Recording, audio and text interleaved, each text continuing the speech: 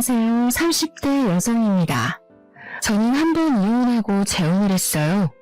이번에 재혼하는 과정에서 아주 기가 막힌 경험을 해 들려드리고자 합니다. 세상엔 참 다양하게 정신나간 사람들이 존재하는 것 같아요. 그런 사람들은 어떻게 그리 남의 인생 갉아먹는 걸 좋아하는지 모르겠어요. 납작들도 참 두껍네요. 그런 갑갑한 사람을 하나도 아니고 둘을 만났던 제 사연 한번 듣고 가세요. 제가 재혼을 하게 됐다고 했잖아요. 현재는 전과 다르게 너무 행복한 생활을 하고 있는데요. 현재 남편과 시댁 어른들을 만나 뵐 때마다 사람은 다 제 짝이 있다는 걸 느낍니다. 얼마 전 제가 잊고 있던 끔찍한 사람들을 또 만나게 되었는데 하필 결혼식장이었어요. 결혼식장은 제가 생각했던 것보다 훨씬 더 정신없고 신경 써야 할 곳이 많더라고요. 그런 상황에서도 결코 마주치고 싶지 않은 사람들을 만났었는데요. 신부 대기실에 앉아있는데 전 남편과 전 시모가 찾아온 겁니다. 대체 그 사람들이 뭐하러 이곳에 왔는지, 그들을 발견하자마자 그렇지 않아도 정신없는 상황에 더 머릿속이 복잡해졌어요. 오히려 그들을 발견한 뒤로 다른 하객들을 반겨줄 수가 없었습니다. 그 두 사람이 저를 축하하러 왔을 리 없다고 생각했는데 몰골도 진짜 그럴 만한 몰골이 아니더라고요. 일부러 저를 만나러 온 게 아니고서야 우연으로 마주칠 일도 없는 상황이잖아요. 게다가 제가 그 사람들을 한참 신경 쓰고 있는 순간 시모랑 눈도 마주쳤습니다. 그때부터 시모가 제게 직진해서 찾아왔는데요. 누가 봐도 꼬락서니가 말이 아니니까 다른 하객들까지 당황해서 우리 사이를 힐끔거리기 시작했어요. 저도 괜히 제 결혼식보다 상대 배우자에게 피해가 갈까봐 순간적으로 예민해졌습니다. 제 앞으로 냉큼 다가온 전 시모를 차갑게 바라봤어요. 감히 우리 아들을 버리고 재혼을 해? 우리 집이 망한 게 다 누구 탓인데 사람 인생 망쳐놓고 너만 쏙 빠져나갈 줄 알았냐? 너도 오늘 이 자리에서 인생 바닥 한번 쳐봐라. 그때 시모가 제 머리채를 잡으려고 했습니다. 그러나 시모가 신부 대기실을 들어서기 전에 행색을 수상하게 여긴 사람들이 직원들에게 이 사실을 미리 말했었나 봐요. 그래서 직원들이 시모랑 전 남편을 주시하고 있었던 것 같아요. 시모가 제게 손을 대기 전에 다행히 직원들이 들이닥쳐서 시모를 말려주었습니다. 내가 왜 이렇게 망가졌는지 알면 당신들 나한테 이렇게 못해. 젊은 사람들이 상황을 똑바로 확인할 줄 알아야지. 당신들 엄마 일이라고 생각해봐. 당신들 엄마가 억울한 입장이라고 해도 이렇게 나올 거야? 시모가 몸부림을 치며 고함을 지르자 전 남편까지 시모를 뜯어말리기 시작했는데요. 아무래도 이 소란을 무시하기엔 무리였습니다. 남편까지 달려오고 말았어요. 이런 모습을 보이게 돼서 얼마나 창피했는지 모릅니다.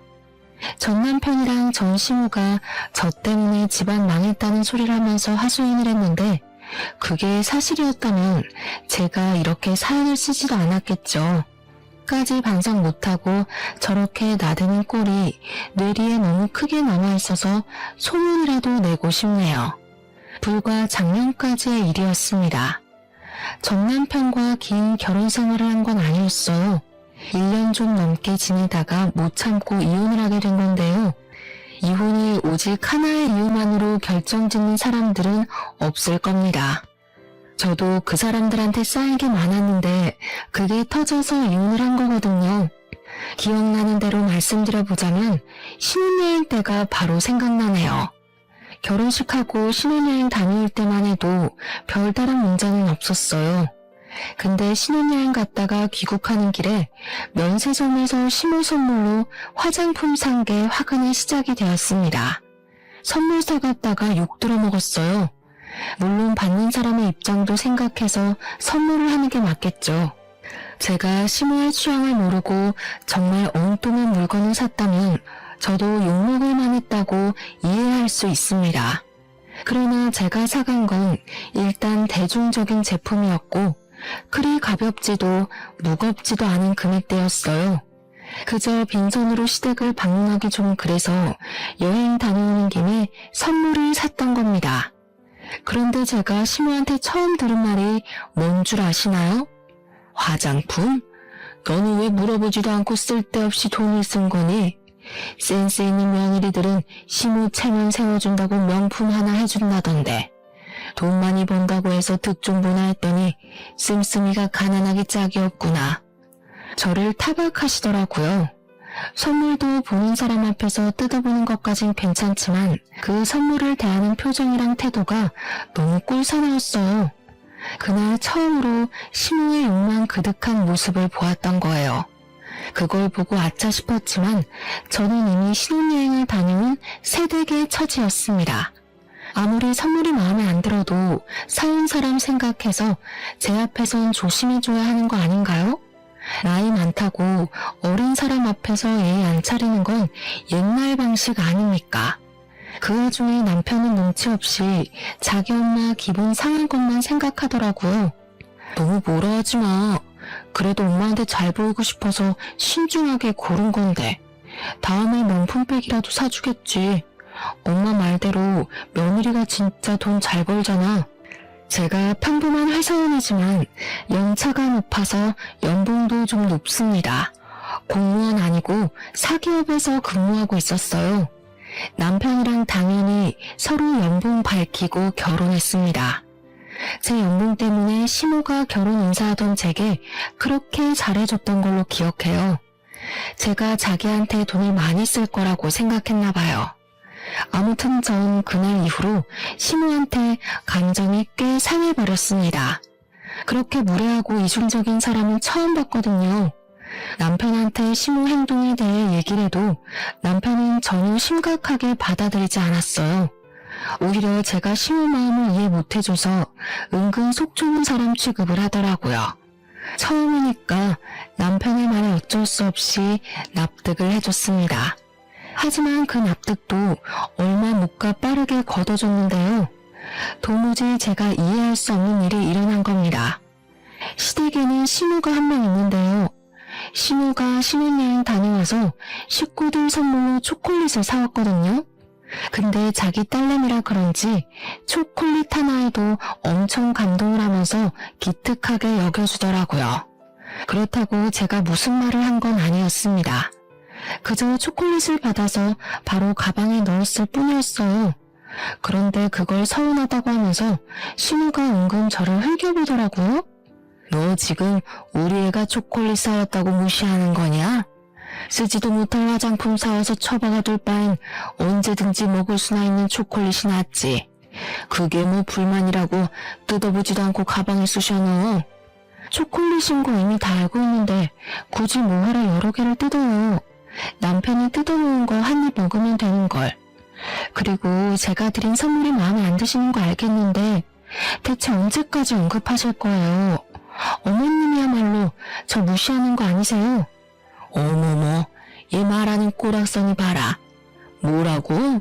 시간 지나면 눈치 좀 생길 줄 알았더니 완전 막 나가네. 며느리는 시댁 사람 비위 잘 맞춰야 되는 거 모르니? 네, 맞아요. 제가 눈치가 없어요. 초콜릿 좋아하시는 거 미리 알았으면 초콜릿으로 사올 걸 그랬네요. 걱정 마세요. 어머님 생신 때 브랜드 있는 명품 초콜릿으로 선물 드릴게요. 이러면 비위 좀 맞추는 격이죠? 시모는 자기 딸한테 받은 초콜릿 때문에 제게 더 심한 욕을 하지도 못했습니다. 초콜릿을 들고서 저를 향해 눈을 부릅뜨고 있는데 보기만 해도 속이 시끄러워 보이더군요. 그 난리가 있고 한 달 뒤가 시모 생신이었는데 저는 정말 시모가 산 초콜릿보다 더 고가 제품을 구매해 선물로 드렸어요. 그때 전 시모가 없었을 때라서 시모가 솔직하게 자기 감정을 표출하더라고요. 제가 사준 초콜릿을 제게 던져버리며 자리에서 벌떡 일어나셨어요. 네가 사람을 아주 제대로 놀리는구나. 나한테 복수라도 하는 거냐? 어디서 이딴 게 굴러들어온 거야? 돈도 있는 사람이 더 한다더니 그래봤자 재벌도 아니면서 어지간히 몸살인다. 어머님께서 초콜릿에 미쳐있는 줄 알았는데 그건 또 아니라니까 당황스럽네요. 어머님이야말로 재벌 사모도 아니면서 바라는 게 참 과분하신 거 아니에요? 사람은 분수에 맞게 살아야지 배보다 배꼽이 큰 걸 바라면 망하는 법이에요. 생신은 축하드리는데 앞으로 어머님 태도가 이런 식이면 내년 선물도 초콜릿일 거예요. 시모는 결국 제 당돌함에 참지 못하고 뺨을 날렸습니다. 자기 생일을 망쳐놨다면서 저보고 꺼지라고 했어요. 본의 아니게 시모의 생신에 최악의 기억을 선물해 드린 셈이었습니다. 거기서 저는 시키는 대로 시모한테 인사하고 나왔는데 남편은 저를 따라 나오지 않았어요. 저랑 시모랑 신경전 벌이는 걸 보고 제가 처맞는 걸 보면서도 남편은 시모 기분 맞추기 급급했습니다. 나중에 귀가한 남편한테 그 부분이 서운했다고 말했더니 남편의 변명은 이러했어요. 겉으로 엄마 편을 들어야 당신이 나중에 편해지지. 내 속마음대로 당신 편만 들어봐라. 그 화살이 다 누구한테 가겠어? 남편은 자기만의 방식으로 중립을 지키는 거라고 했지만 실상은 그저 말만 번지르르 했고 미꾸라지처럼 상황을 잘만 피해가는 꼴이었습니다. 아무짝에 쓸모도 없는 중간다리였어요. 결혼하기 전만 해도 남편한테 실망한 적이 없는데 어떻게 결혼하자마자 이렇게 다른 기분을 느낄 수 있는지 모르겠네요. 이제 겨우 갈등의 시작이었는데 그 이후로는 제가 얼마나 시달리고 살았겠습니까? 일단 남편이 갈등을 싫어했기 때문에 제게도 딱히 시비를 걸던 때는 아니었어요. 오히려 다툼 안 나도록 이쪽 저쪽 비위를 맞춰주던 시기였죠. 그래서 저도 남편한테 딱히 화를 많이 냈던 건 아니었습니다. 차라리 그런 박쥐 같은 모습만 보였다면 제가 어떻게 참아보려 했을지도 몰라요. 그러나 남편이 본격적으로 사고를 치기 시작하면서 제 스트레스의 원인이 되는 사람은 둘로 늘어나 버렸습니다. 남편이 저와 한마디 의문도 없이 직장 동료와 다툼으로 회사를 때려치운 겁니다. 성질머리를 참지 못해서 욱했던 거예요. 그러면서 뒤이어 하는 말은 아주 철부지가 따로 없었는데요. 나 사업하려고 도무지 나랑 안 맞는 사람들이랑 일하는 거 신경질 나서 못하겠어. 나도 나이 먹을 만큼 먹었는데 언제까지 남 눈치 보면서 참고 살아야 돼? 당신이 나 좀 도와줘. 장인어른이 아파트 당신 명의로 해줬잖아. 그거 담보 잡아서 대출 좀 받자. 내가 사업 대박 터뜨려서 당신 호강시켜줄게. 정신 나갔어? 당신이 사업에 대해서 뭘 안다고 사업을 해. 그러다 더 큰일 나면 어쩌려고. 빚더미 앉은 집안 중에 사업한 사람이 대다수야. 사업이란 게 자기 혼자만의 문제가 아니잖아요. 가정이 있는 사람이 마치 잃을 거 없는 것처럼 무모한 도전을 하려고 하길래 기가 막혔습니다. 직장 동료랑 싸워서 홧김에 사표 낸 것이 잘한 일인가요? 이럴 때 기죽어서 수그리고 들어가면 직장에서 무시당한다며 떵떵거리는데 정말 한심해 보였습니다. 남편의 쓸데없는 용기 때문에 우리 가정을 위태롭게 만들 수는 없어서 저는 남편의 그 제안을 바로 거절해버렸어요. 그랬더니 남편이 시모한테 그 사실을 얘기한 겁니다. 우리 사이의 문제인데 왜 시모까지 끌어들이는 건지 모르겠어요. 덕분에 이건 더 이상 부부의 문제가 아니라 집안의 문제로 커져버렸습니다. 시모가 우리 집을 찾아와서 남편이 했던 사업 얘기를 하기 시작했는데요. 저한테 돈이라도 맡겨놓은 줄 알았어요. 제 명의의 건물인데 시모가 당당하게 자기들 재산처럼 언급하더라고요. 우리 아들이 원하는 대로 다 해주는 게 좋을 텐데 네가 사업에 대해서 뭘 아니? 어차피 우리 아들 잘 되면 너한테도 좋은 거 아니야? 대체 무슨 근거로 미쳐놓는 자기 아들의 사업을 지지하고 있는 건지 이해가 안 되었어요. 사업에 대해서 모르는 건 시모뿐만 아니라 남편도 마찬가지였거든요. 모르는 게 상책이라는 말도 있지만 사업만큼은 그런 말과 관련 없다고 생각했습니다. 그래서 시모의 설득에도 저는 그저 싫다고 거절했어요. 그랬더니 시모가 퇴근하고 나서 저녁마다 시집살이 시키려 작정하고서 저희 집을 찾아오더라고요. 남편도 시모와 같은 뜻인 입장이라서 멋대로 집 비밀번호를 알려준 거였어요. 그때부터 저는 남편과 제대로 등을 지기 시작했습니다. 제가 일방적으로 남편을 무시하려고 했어요. 저를 그렇게 압박해오면 제가 항복할 줄 아는 것 같더라고요. 그런다고 한들 사업이 누구 집 개 이름도 아니고 능력 없는 사람들 입에 오르내릴 만큼 가벼운 일이 절대 아니라고 생각했으니까요. 하지만 시모의 간섭과 고나리질이 스트레스인 건 어쩔 수 없었습니다. 저도 일을 하는 사람이니까 직장에서 받는 스트레스가 있을 거 아니에요. 퇴근하고 오면 좀 쉬고 싶은데 시모가 저를 기다리고 있으니 스트레스가 배로 끓어오르더라고요. 너무 쉬고 싶어도 시모의 주둥아리가 제 뒤를 쫓아왔습니다. 먼지가 너무 많다느니 설거지거리가 잔뜩 쌓였다느니 반찬은 왜 이렇게 부실하냐느니 말이죠. 제가 집안 청소를 안 하는 것도 아니거든요. 근데 시모는 꼭 제 손 닿을 수 없는 곳을 살피면서 이따위로 하는 것도 청소냐고 엄청 지적했습니다.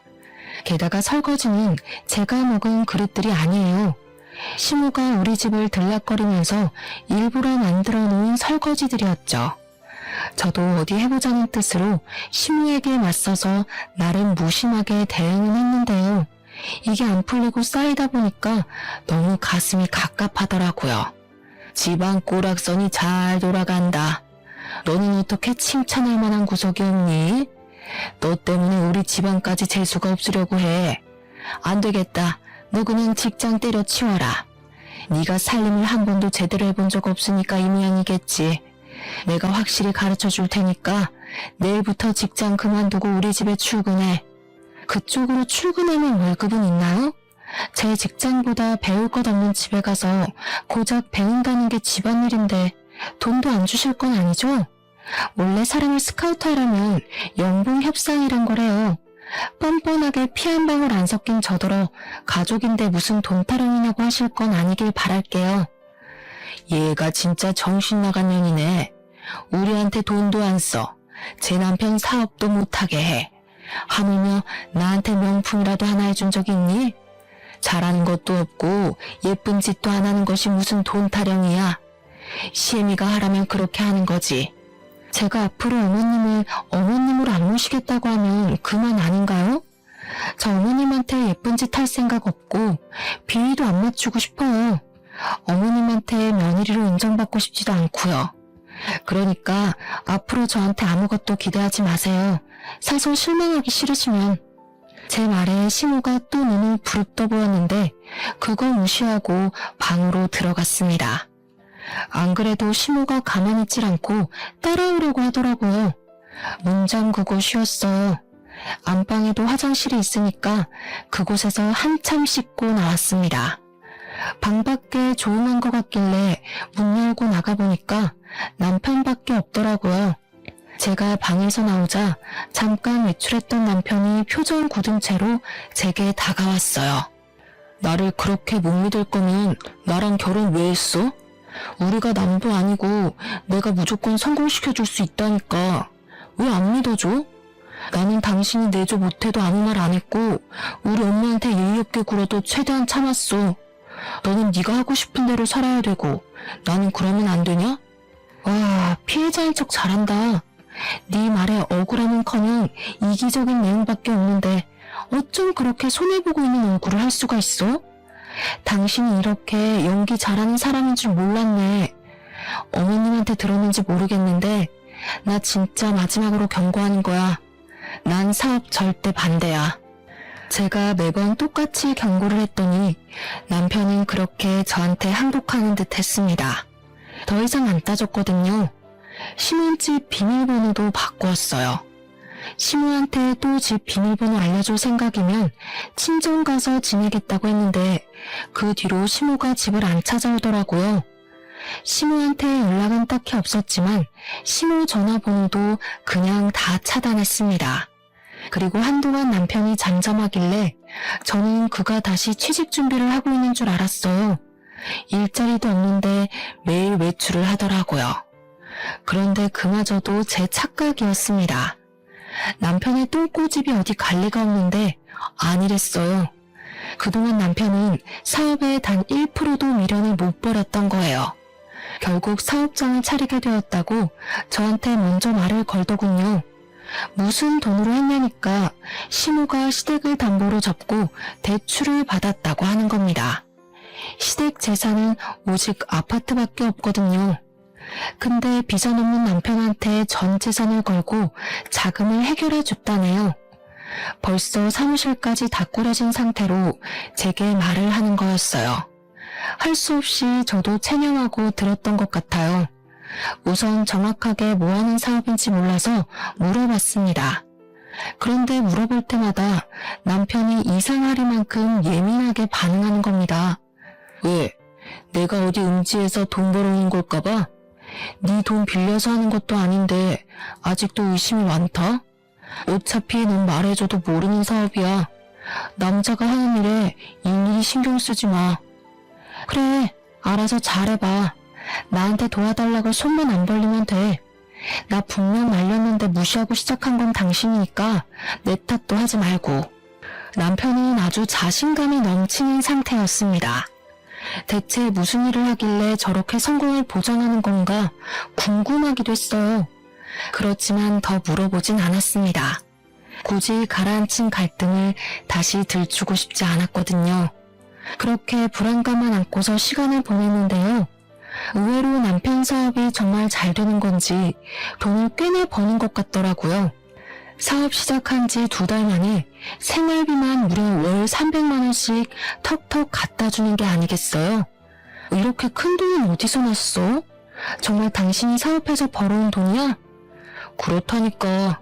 이제야 남편 능력 좀 믿겠냐? 앞으로 더 승승장구할 날만 남았으니까 벌써부터 놀라지 마. 우리 빚 다 갚고 나면 당신 일 그만두고 집에서 쉬어도 돼. 솔직히 남편을 많이 아팠는데 좀 충격이었어요. 정말 사업이 더 잘 맞는 사람이었나 싶었고 그동안 사업을 말렸던 제가 잘못 판단했던 거라 생각하기까지 했어요. 어떤 사업을 하는지는 그때까지도 몰랐지만 좋은 게 좋은 거지 하고 생각해서 남편이 주는 생활비를 고스란히 받았습니다.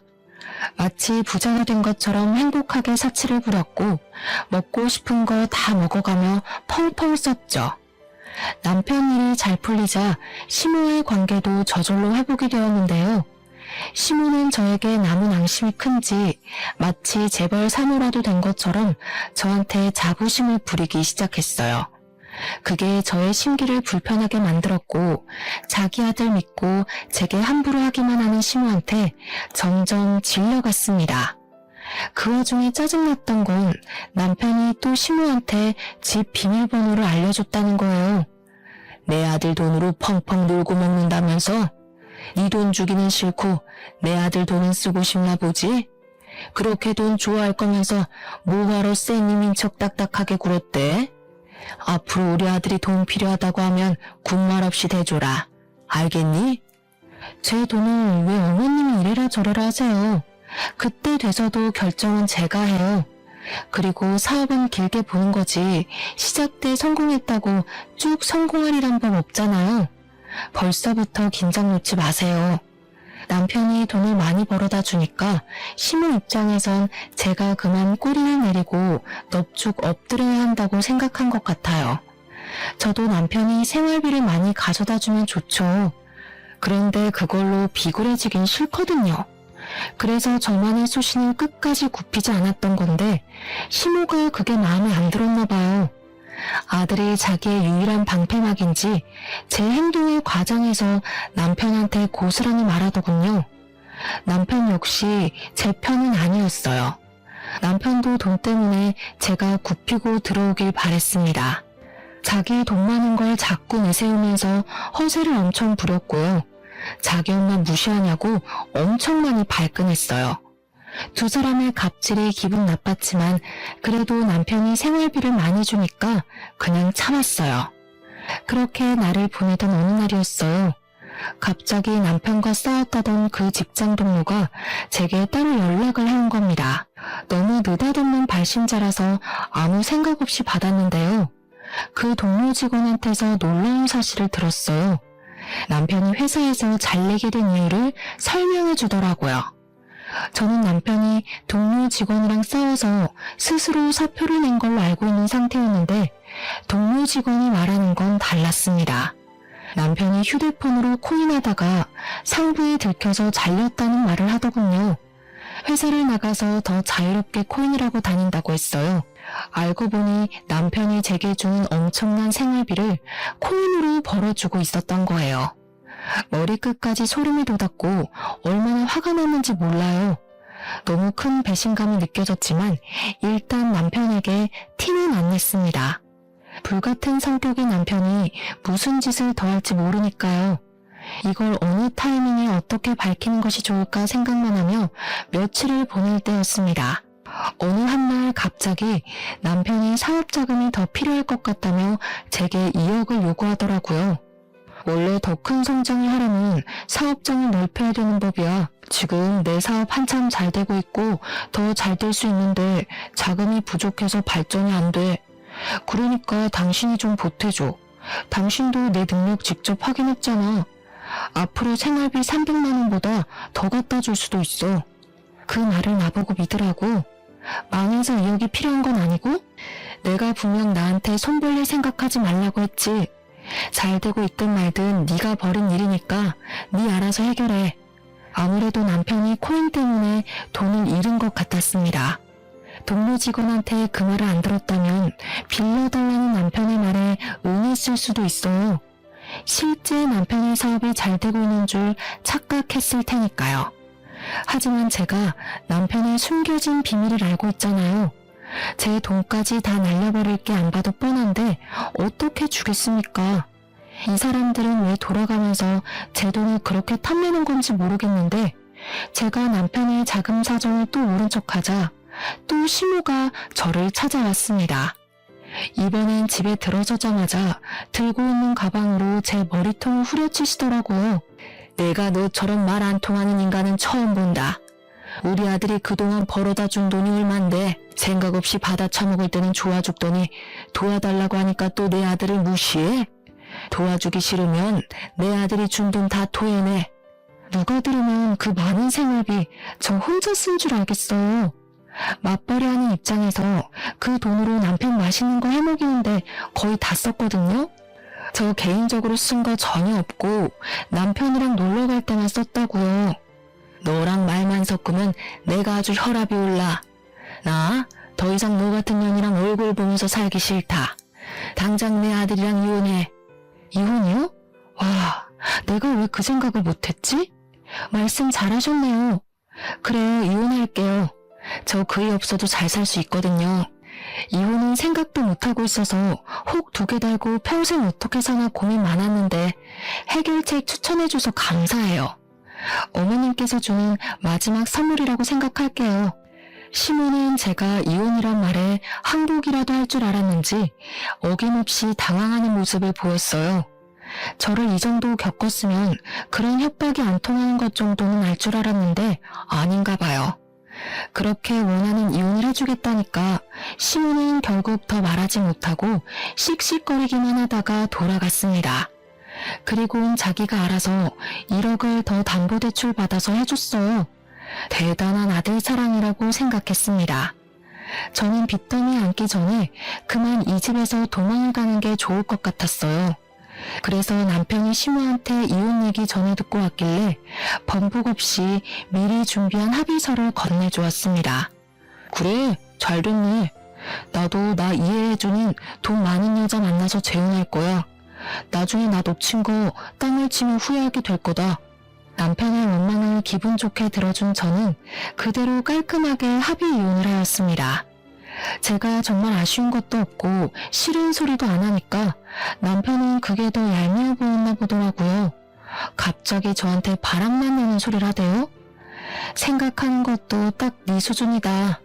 뭐라도 소송하고 싶어서 그러는 거면 한번 돈 들여서 뒷조사해 보던가. 어차피 헛다리일 텐데 굳이 소송비 날리지 말고 지금이라도 아끼는 게 좋지 않겠어? 제 말은 전 남편도 인정하는 부분이었습니다. 저를 따로 소송할 생각은 없어 보였어요. 아무튼 저는 그제야 지긋지긋한 돈타랑에서 벗어날 수 있었습니다. 생각보다 깔끔한 이혼이어서 만족스러웠어요. 이혼을 하는 순간에도 시모는 얼굴을 비추지 않았는데요. 아무래도 자존심 때문에 제게 인사 따위 하고 싶지 않았나 봐요. 끝까지 며느리로 인정 안 한 거나 마찬가지겠죠. 그러거나 말거나 어떻게 생각하든 더 이상 제 삶에 그들을 끼워넣고 싶지 않았어요.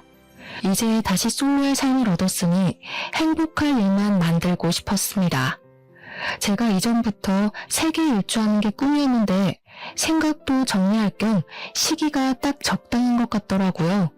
그래서 이혼하자마자 가장 먼저 시행한 것이 바로 여행 티켓부터 끊는 거였어요.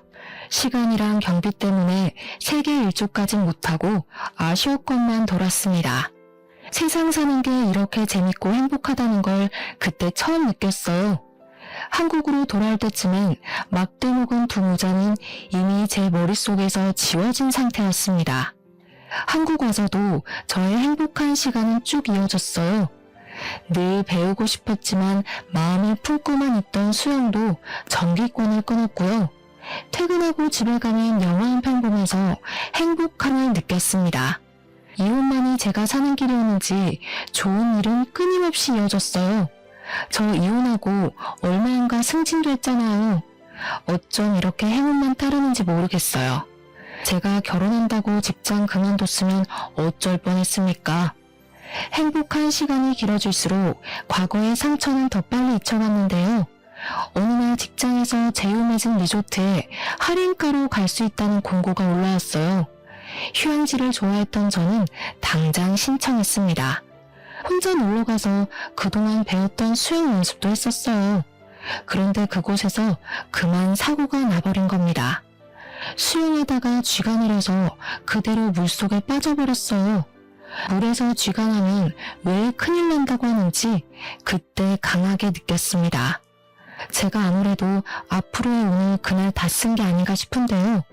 제가 빠진 순간 저 혼자 있었던 게 아닌지 어떤 남자가 저를 바로 구해주었어요. 그런데 거기서 끝난 게 아니라 그 남자와 의외의 인연이 돼서 통성명을 하게 되었습니다. 대화를 하다 보니 알게 된 건데 그 남자는 한 회사에 사장을 하고 있는 사람이었어요. 아빠한테 회사를 물려받은 지 2년이 되었다고 하더라고요. 저랑 또래였는데 벌써 어느 자리에서 큰일을 하고 있다니까 존경스러웠습니다. 그 뒤로 여행하는 동안 그 남자와 연락을 많이 했어요. 솔직히 그 남자가 무슨 마음으로 그러는지 알겠더라고요. 그의 마음이 좀 부담스러웠는데 그건 지난날의 상처가 떠올랐기 때문이었어요. 두 번 다시 남자를 사귀고 싶지 않았거든요. 혼자가 편하다는 걸 알았고 결혼은 제게 아무짝에 쓸모없는 문화라는 것도 알았으니까요. 그래서 제 마음을 솔직하게 말씀드렸어요. 하지만 그 리조트 남자분이 쉽게 물러나질 않더라고요. 자신이 은인이라는 이유로 계속 밥 한 끼 하자며 연락을 지속했습니다. 원래 은인이랑은 평생 가야 하는 거라는 농담까지 하면서 저보고 친구로만 지내도 좋으니까 연락만 하자길래 할 수 없이 만남을 이어갔죠. 그렇게 마지못해 연락하다가 마음이 움직여서 연애까지 하게 된 겁니다. 사귀기까지 한 2년은 걸렸어요. 그동안 기다려준 남자에게 감동한 부분도 있어서 마음이 움직였던 것 같네요. 그분은 제가 이혼한 여자라고 해도 개의치 않아 하더라고요. 그것도 좀 신기하긴 했어요. 그리고 그 남자도 한번 갔다가 온 남자라고 했습니다. 전처가 우부증이어서 이혼했다고 하더라고요. 차라리 잘 됐다고 생각했어요. 저만 이혼의 입장이면 남자한테 너무 미안할 것 같았거든요. 서로 이혼의 상처를 보듬어 줄 수 있으니까 제 마음이 더 열렸던 것 같습니다. 그렇게 연애 2년 만에 갑자기 이 남자와는 진짜 잘 살 수 있겠다는 마음이 들었어요. 정말 위험하게도 결혼의 감정이 들었다는 거죠. 취미생활도 비슷했고 제가 뭘 하던 전부 이해를 해주니까 한 번도 느껴본 적 없는 다정함을 많이 느꼈습니다. 그 남자 옆에 있으면 마음이 저절로 따뜻해졌어요. 그리고 무엇보다 시부모님이 사업체를 이끄는 사람이다 보니까 재산도 꽤나 있으셨고 가정이나 노후도 탄탄하게 대비가 되어 있는 분들이라 다른 걱정이 없었습니다. 그걸 남자가 더 많이 어필해줬어요. 저한테 아무것도 하지 말고 몸만 오라고 하더라고요. 손에 물 한 방울 안 묻히게 한다는 약속은 못하겠지만 2번이나 같은 상처 받게 하는 일은 절대 없을 거라고 약속까지 해주었습니다. 시집와서 알콩달콩 살아보자는 남자의 말에 저는 끝내 재혼을 결심했어요. 생명의 은인이 제 남편이 된 거죠. 그리고 결혼을 준비하는 과정에 축복이 찾아왔는데요. 제가 임신까지 하게 된 겁니다. 그렇잖아도 재혼으로 축하받고 있었는데 완전 겹경사였어요. 무엇보다 시부모님이 가장 크게 축하해 주셨습니다. 저보고 고생했다면서 외제차를 한 대 뽑아주는 거 아니겠어요? 너무 과분한 선물이라 괜찮다고 말렸지만 시모가 제 두 손을 꼭 잡으면서 자기 아들이 이렇게까지 많이 웃는 건 처음 봤다고 저보고 은인이나 다름없다고 하더라고요. 남편이 이혼하고서 몸도 마음도 많이 상했었나 봅니다. 시모가 남편 걱정으로 2발 뻗고 잔 적이 없다고 했어요. 저를 만나고부터 남편한테서 다시 화색이 돋았는데 시모한테는 그게 그렇게 세상을 다 가진 것 마냥 고마웠다고 하네요. 그러면서 시모가 앞으로 힘든 일 있으면 절대 참지 말고 자기한테 말해달라고도 했어요. 이혼녀란 저의 꼬리표가 보기 싫을 수도 있을 텐데 시모는 그런 소리 한 번도 하지 않았고 그저 저만 보면 예쁘다는 소리만 남발하셨습니다. 결혼이 2번째인데도 그런 관심은 처음 받아서 당황스럽다가도 행복했어요. 그렇게 결혼식 당일이 되었어요. 시부모님의 힘으로 결혼식이 아주 성대하게 열렸습니다. 그리고 그곳에서 초대하지 않은 손님들이 찾아오고 말았어요. 너무 기쁜 날에 제 기분을 다 망치는 2사람이 나타나고 만 겁니다. 바로 전 남편과 전 시모였어요. 이혼하고 처음 보는 자리였는데 그게 하필 제 결혼식이었네요. 상상만 해도 최악이지 않습니까? 아무튼 멀찍이 있는 그들을 먼저 발견한 저는 처음부터 아는 체를 하지 않았어요. 일단 전 남편이랑 전 시모의 몰골이 누추한 게 옷도 꽤 제재했어요. 어디 며칠간 노숙한 것 같은 꼬락선이라서 좀 놀랐습니다. 딱 보니까 전 시모가 뒤늦게 전 남편한테 투자한 전 재산마저도 날린 것 같은 모습이었어요. 그렇게 그들을 몰래 쳐다보다가 전 시모가 저랑 눈이 딱 마주쳤을 때 신부 대기실로 쳐들어온 겁니다. 앞서 말씀드렸던 것처럼 시모는 저 때문에 인생 망했다고 제 손에 들린 부케를 내던지며 말을 했죠. 결국 전 남편과 재혼할 남편까지 신부 대기실로 다 모이는 상황이 발생했어요. 남편에게 이 꼴을 안 보이고 싶었는데 얼마나 수치스러웠는지 모릅니다. 남편은 제게 왜 그러냐고 이 사람들이랑 무슨 사이냐고 묻길래 저는 솔직히 말해줬습니다. 내 전 남편과 전 시모라고 말이죠. 그러니까 제 사정을 다 아는 남편의 인상이 세게 구겨지더라고요. 남편이 전 남편한테 한마디 하려고 했는데 그 순간 아무 말도 못하고 다시 입을 닫아버렸습니다. 남편은 전 남편이 아닌 전 시모를 한참 보면서 무언가를 떠올리는 표정을 하였어요. 그러다가 생각하려던 게 떠올랐는지 남편이 저한테 귓속말을 하더라고요. 우리 회사 화장실 청소하시던 아주머니 같은데 내가 이력서 보고 뽑았던 기억이 있어. 남편 얘기를 듣자마자 말도 안 되는 소리라고 생각했어요. 남편이 다른 사람이랑 착각한 게 아닌가 싶었습니다. 왜냐하면 전 시모는 허리가 안 좋다며 집에서 쉬기만 하는 사람이었거든요. 절대 나가서 굳은 일을 할 위인이 못 됩니다. 전 남편이 일자리 잘려서 생활비랑 용돈이 없을 때도 절대 바깥일을 안 했던 사람이었어요. 그런데 청소라니 당연히 남편이 착각했다고 생각했죠. 하지만 전 시모 반응은 좀 눈길이 갔습니다. 눈에 띄게 남편을 모른 체 하려고 하더라고요. 그때 남편이 제게 귓속말로 쐐기 박는 소리를 했는데요. 아니야, 맞네. 아들이 코인으로 쫄딱 망해서 노숙하고 있다고 제발 도와달라 그랬었어. 담보대출을 많이 해서 집을 잃었다고. 얼마나 사정했는데 그때 저 아줌마 보면서 참 불쌍한 인생이라 생각했었다고. 남편의 말이 맞았어요. 역시 그 두 사람은 코인 때문에 재산을 날려서 알거지가 된 거였습니다. 도무지 방도가 없던 전 시모가 결국 자기 고집을 꺾고 일자리를 구했나 봐요. 나이 70살 먹었어도 돈이란 건 죽을 때까지 없어선 안 되잖아요. 허리도 안 좋은 전 시모는 어쩔 수 없이 아들 대신 생활비를 벌고 있는 사정이었던 거예요. 그게 하필 남편의 회사라는 것이 정말 기상천외한 일이었습니다. 저랑 남편이 계속 속닥거리자 전 시모가 뿔이 났는지 제게 또 한 번 소리쳤는데요. 남편이 제 앞을 든든하게 막아주고 있어서 무섭진 않았습니다. 우리 아들은 피눈물 흘리는데 넌 아주 낯빛이 좋다. 어디서 남자 하나 후려서 인생 펴볼 작정인가 보지? 내가 내 아들 인생 망친 년 행복하도록 가만둘 것 같니? 넌 잘못 걸렸어. 내가 뭔 짓을 해서든 네 인생도 우리 아들처럼 만들어줄 거야. 왜 남 탓이세요? 그쪽 아들 그렇게 된 건 그쪽 탓이잖아요. 그쪽이 돈에 미쳐가지고 되지도 않은 사업하겠다는 아들한테 투자만 안 했어도 노숙 신세는 안 됐을 거 아닌가요? 그래, 말 잘했다. 너 우리 아들 코인인가 뭔가 하는 거 알았던 거지? 그래서 우리한테 복수하려고 몰래 쏙 빠져나갔냐? 미리 알았으면 뜯어말릴 생각을 해야지 어떻게 홀라당 집까지 팔아먹게 만들 수가 있어? 부부였으면 그 정도 책임은 같이 져야 되는 거 아니니? 잘 되면 내 탓, 안 되면 남 탓하는 건 여전하시네요.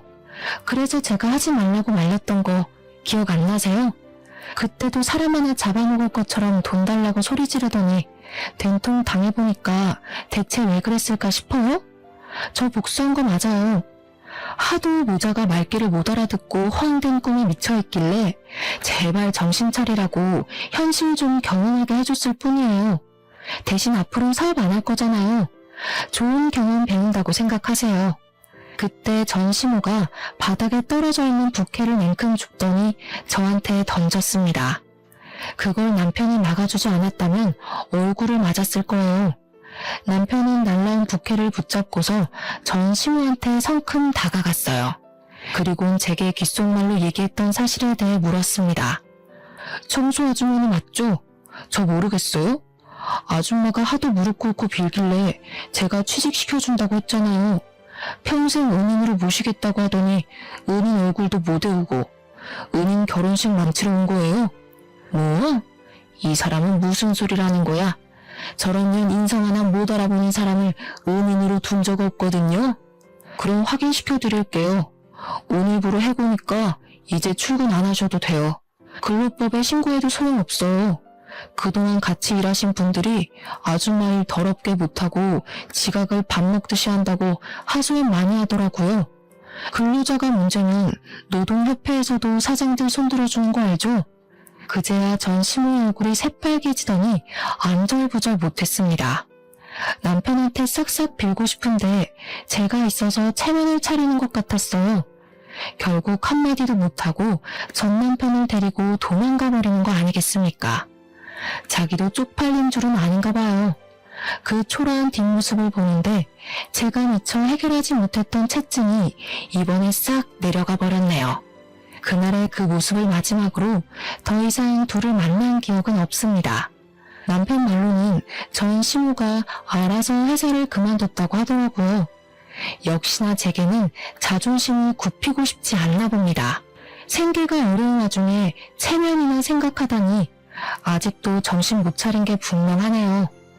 아무튼 저는 남편의 제안으로 휴직을 일찍 내고 집에서 쉬고 있는 중이에요. 남편이 계속 몸이 힘들면 일 그만둬도 된다고 하고 싶은 일 하면서 지낼 수 있게 작은 가게도 차려준다는데 남편한테 그런 부담은 주기 싫어서 여전히 거절 중입니다. 어쨌든 제 인생의 원인을 도려내니까 이렇게 행복할 수가 없어요. 역시 사람은 저마다 짝이 있는 것 같습니다. 다들 함께하는 사람이 꼭 영혼의 짝이길 바래요. 그럼 이만 끝내겠습니다. 감사합니다.